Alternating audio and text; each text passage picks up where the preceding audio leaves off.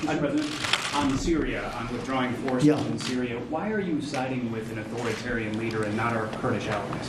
Well, I'm not siding with anybody. We've been in Syria for many years. You know, Syria was supposed to be a short-term hit, just a very short-term hit, and we were supposed to be in and out.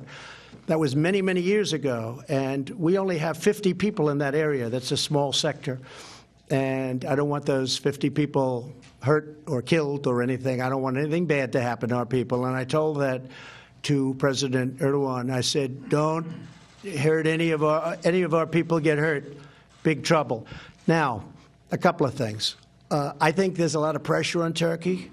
They've been fighting with the PKK for many years. They're natural enemies. Have you read today a couple of reports saying that when President Obama started this whole thing, as you know, it was started by President Obama, he created a natural war with Turkey and their longtime enemy, PKK, and they're still there, and they're still hating each other beyond anybody's belief. But I have told Turkey that if they do anything outside of what we would think is humane, to use the word a second time, we talk about Hong Kong, we talk about this, they could suffer the wrath of an extremely decimated economy. And I've done it once. I did it with Pastor Brunson. You remember the Pastor Brunson?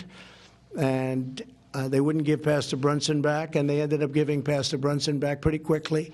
Their currency fell at record levels, and lots of other things happened. And it was good. I have a very good relationship with President Erdogan. I want to see it happen. I will tell you this, though. We defeated ISIS. And when we were at 96 and 95 and 97%, I sort of said, let the other countries in the area finish it off.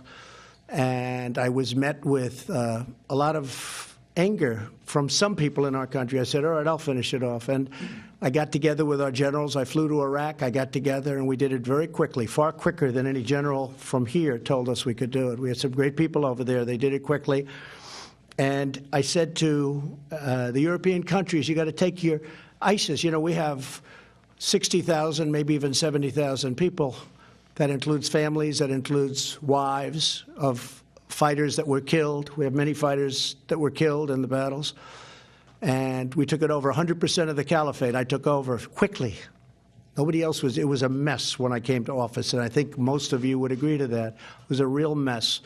I took it over, but then I said, what are we going to do with these 60 to 70,000 people that are being held and being guarded, and we can't release them, and many fighters also?